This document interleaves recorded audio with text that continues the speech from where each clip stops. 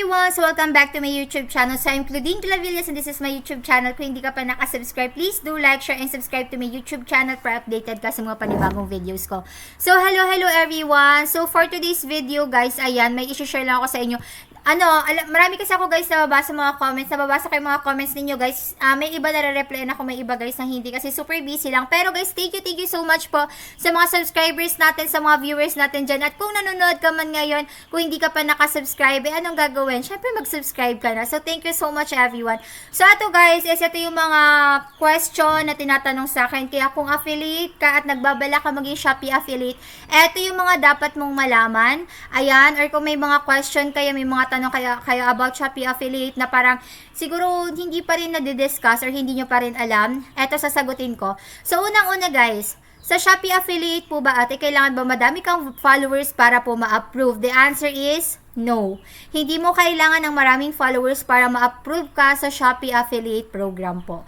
Okay? Kasi may mga iba nagtatanong, sabi nila, hindi kailangan mo ng 1,000 followers para makapag-approve ka sa Shopee, ganyan. No, hindi guys, hindi po totoo yun kasi kay Shopee affiliate program po talaga, kahit na new account ka, yes guys, marami akong mga affiliates na talagang nagpa-help sa akin. Ayan, nagpa-guide sila, nagpa-assist, and then new account sila guys, na-approve yung account nila for Shopee affiliate program. Kaya kahit zero yung followers mo or baguhan pa lang yung account mo, wala yung followers guys, okay na okay yan at matatanggap yan sa Shopee affiliate program.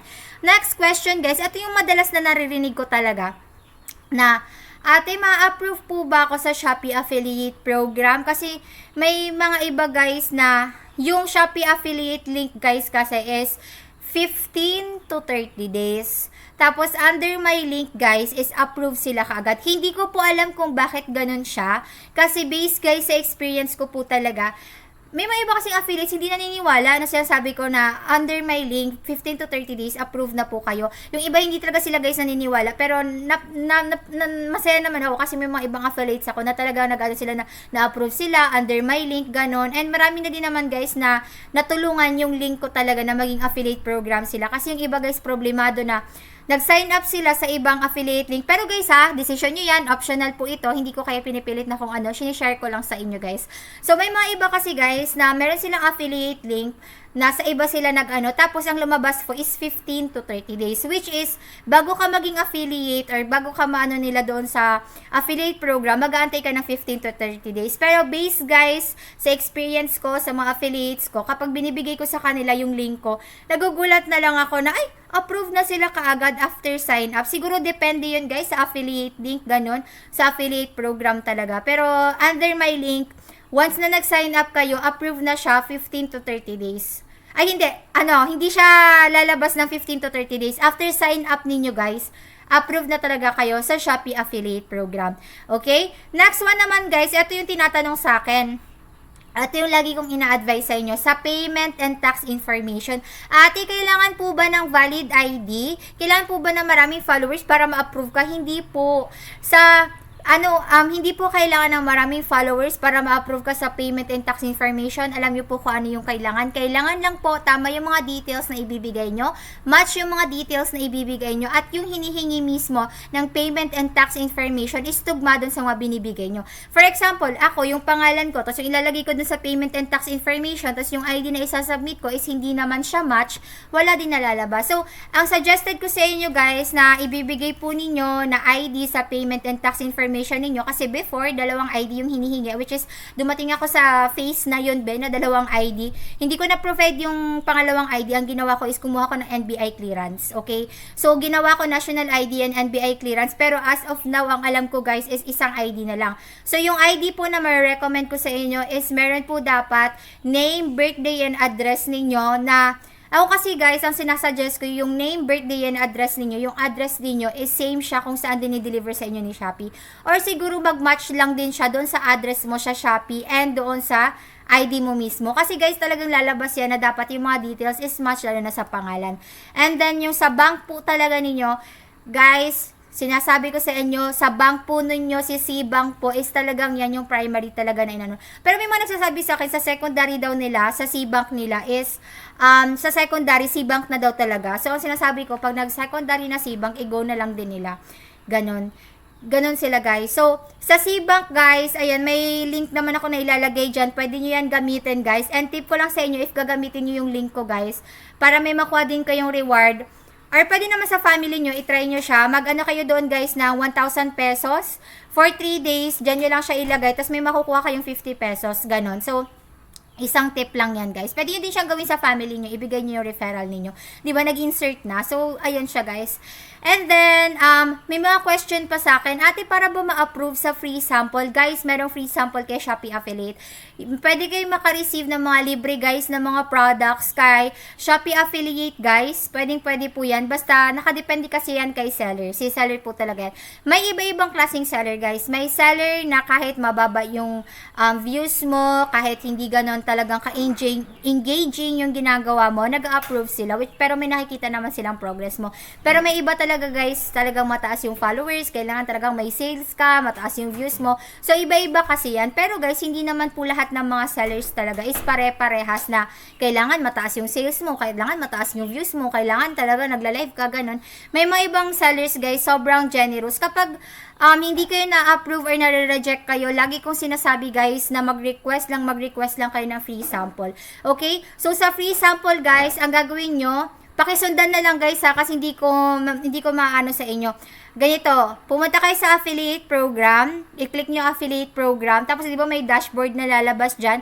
Paglabas ng dashboard dyan guys, sa baba nyan, di ba may makikita naman kayong free sample? I-click nyo na lang yung free sample na yon, and then mag-request kayo up to 5 free samples, okay? So again guys, pasensya yung kailangan dito kasi hindi lahat ng sellers talagang nag-approve. And naalala ko guys, ang pinakauna talagang brand na nagtiwala sa akin is Dazzle Me. Sila yung pinakauna talaga guys na talagang binigyan ako ng free sample, which is sobrang natutuwa ako. 3 product yun yung 3 or 2, 3, sunscreen, tapos yung kanilang mist, and then yung kanilang, ano ba yun? Yung foundation, sobrang ganda guys ng foundation nila. Sobrang gusto ko kasi oil control ako, 'di ba? Nag-ano na. So ayun siya guys. So sa free sample, hindi po kailangan na madami kang followers. Iba-iba lang po talaga ng seller. May iba na mabait, may iba talaga na kailangan talagang siguro dahil may mga iba, syempre, may mga iba kasi guys na nag-hoard lang ng free sample po. Hindi sila nagsasubmit ng link. Kaya guys, pag binigyan kayo ng free sample, mag-submit din kayo on time. And at the same time, mag-submit kayo ng link ninyo na nasa social media. Okay? So, isa din yan guys sa mga ma-advise ko, sa mga masasabi ko sa inyo guys, na hindi naman kasi yan guys talagang yung parang urada-urada, okay agad. Guys, consistency is the key pa rin talaga. Okay? Consistency is the key pa rin. Okay? Next one. May mga iba kasi guys nagtatanong sa akin yung sa clicks. Yung clicks po guys, yan po yung clicks lang po. Hindi po yan kasama doon sa commission na makukuha ninyo. Hindi po. Yung commission po guys is valid po siya kapag si buyer is talaga pong talagang binayaran niya yung parcel and then may commission ka doon, yun na po talaga yun, okay? So, hindi po yung clicks kasama. Ang ano doon guys is commission talaga, and yung commission na yun, magiging valid siya kapag completed na po yung commission ninyo, okay? So, ayan siya guys. Kasi may mga iba nagsasabi na if kasama ba yung clicks, hindi po. Kasi yung clicks, yun yung talagang mga bilang lang talaga, okay?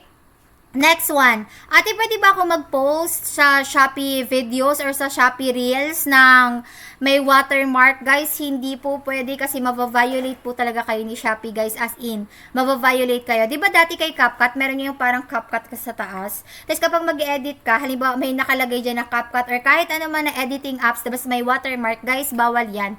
Bawal na bawal yan. Hindi po yan pwede kay Shopee talaga. Lalo na sa Shopee videos, doon kayo magpo-post. Bawal na bawal yan. Okay? Then, next one naman guys, may nagtanong kasi sa akin, kapag nagla-live, halimbawa, may mga nagla-live na dito guys, may mga nagtatanong sa akin na, yung iba kasi nahihiya daw sila, kung pwede daw na kapag nagla-live ka, is ipapakita mo lang yung pa diba sa TikTok kasi sa Black app, pwede kang mag-live, ipapakita mo lang siya ganun. Pero ako guys, masasuggest ko sa inyo, si Shopee kasi guys, medyo sensitive talaga siya, as insensitive talaga siya, na, Ako kasi nag-live ako nun one time, ha, hindi na-detect yung face ko. May lumabas na warning na hindi na-detect yung face ko. Kaya alam ko talaga, and sinasuggest ko sa mga nag-live talaga sa Shopee affiliate na ipapakita nyo yung mukha ninyo, tapos kailangan guys na ipakita nyo yung product. Okay, next, ito na, pagdating sa product, ate pa nagla-live ba, kailangan ba lahat ng products na hawak mo is talagang on hand mo, or pwede naman na paghaluin mo? Ako guys, sinasabi ko, pag ako nagla-live selling talaga guys, hinahalo ko. Halo siya na may on hand ako at halo na hindi. Like for example, sa unang part ng pagla-live selling ko, yung kalahati niyan is ayan yung mga on hand ko. And then sa baba niyan is yung mga hindi. Parang pinapakita ko kay Shopee na ay may on hand ako, meron akong pinapakita sa kanya, ganun. Kasi kay Shopee guys, kailangan talaga pinapakita mo talaga yung products. Pero kapag halimbawa na-detect naman ni Shopee na gumagalaw ka naman, may action ka naman na ginagawa, nakipapakita mo talaga siya, okay naman siya. Kasi trinay ko talaga siya guys, magpakita ko ng product na on hand ko, tapos magpipin ako ng hindi ko on hand, sinasabi ko lang siya, ganun. Okay naman siya guys, wala namang problema. Ang problema lang kung hindi ka talaga magpapakita ng mismong product, the whole live wala ka talagang pinakita, bawal na bawal talaga yan, okay? And next one guys, pag nagla-live selling po kayo sa mga Shopee affiliates natin dyan sa live guys, bawal po ninyo ipakita yung mga anak ninyo, basta yung mga 18 years old and below, bawal sila guys makita sa mismong screen kasi mabaviolate po. Or kahit ano, bawal kayo magmura dyan, bawal yung, basta kung ano-ano yung ginagawa nyo, bawal talaga yan guys, okay? So, para maano. Pag naban po ba ate, mababalik pa po ba yung account? Ang alam ko guys, may mga instances ng iba na babalik yung account, may mga ibang hindi na talaga. So, lagi kong sinasuggest sa mga affiliates ko talaga, please pakiingatan yung mga Shopee affiliate account ninyo guys. Kasi lalo na kung talagang approved na kayo sa payment and tax information, bigla kayo na ba na wala yung account ninyo, wala na ba, back to zero na naman ulit kayo. Diba? So, ang hirap. So, ako guys, as in, lagi kong sinasabi, affiliates, pakialagaan yung account ninyo. Okay? And, ang alam ko guys ha, ang alam ko, ito pa pala, ate pwede po bang mag-post ng mga Chinese videos? Ito ha, based lang sa experience ko, based lang sa experience, ay hindi ako nagpo-promote guys ng Chinese videos. Like, may mga iba lang ako nakita, lalo na sa mga groups sa Shopee, na nagano siya ng mga Chinese videos, ganon. Tapos, ayun ba, naban yung account nila. Kaya guys, sinasabi ko sa inyo, mas okay na guys, na paulit-ulit yung mga product na pinopromote ninyo. Okay ngayon na paulit-ulit yung product na pinopromote ninyo eh. Lalo na kung sariling video pa ninyo, sarili nyo mismong gawa, may mga incentives na binibigay din si Shopee guys. Okay, kapag sarili nyong videos or original creators kayo, ganon. So, ayan siya. So, may mga iba kasi guys, alam ko naman, naiintindihan ko naman yung part na, syempre nahihiya, ganon, wala pang masyadong ano. Pero kung ano guys yung nasa bahay ninyo, kung nabibili nyo naman siya sa Shopee, searchable naman siya sa Shopee, ano siya Shopee? Sa Shopee, okay naman siya guys. Okay, huwag kayo mag-iisip, paulit-ulit na lang kasi mga product na inaano ko, ganyan-ganyan. Okay lang guys na paulit-ulit as long as talagang may pinopost kayo. Okay? So, ayun lang naman guys yung sa iilan ng mga questions na talagang nare-receive ko talaga na common questions na talagang ayan, lalo na kung baguhan ka pa lang sa Shopee affiliate. Okay? So, ayan, kung baguhan ka pa lang sa Shopee affiliate at interested ka mag-Shopee affiliate, ilalagay ko yung link dyan sa baba. Kung gusto mo ng Shopee affiliate complete guide, ilalagay ko dyan sa baba. At kung gusto mo magpa-guide, magpa-assist about Shopee affiliate, like all-in-one na talaga siya guys. May coaching, assist, and may mga videos din siya guys na tinuturo ko. Like lahat na talaga talagang i-assist talaga kita. Andyan, ilalagay ko na lang yan dyan sa baba kung saan mo ko pwedeng i-message sa Blue App. Okay? So, ayan guys, magpakilala lang kayo guys. Okay na okay yan. Okay? So, ayun everyone. So, ayan, hiningal ako kasi ang dami natin pinag-usapan. Ayan, so ayun lang naman everyone. So, ayan, by the way pala guys ha, sa mga gusto guys na magkaroon ng C-Bank, ayan, ilalagay ko na lang yan dyan sa baba kung saan kayo pwedeng mag-install para direkta na kayo guys. And may referral code na din yan para makaano kayo. And, eto guys, sinasabi ko lang sa inyo, if gusto nyo guys na magkaroon kayo ng extra income sa C-Bank, pwede nyo siyang gawin.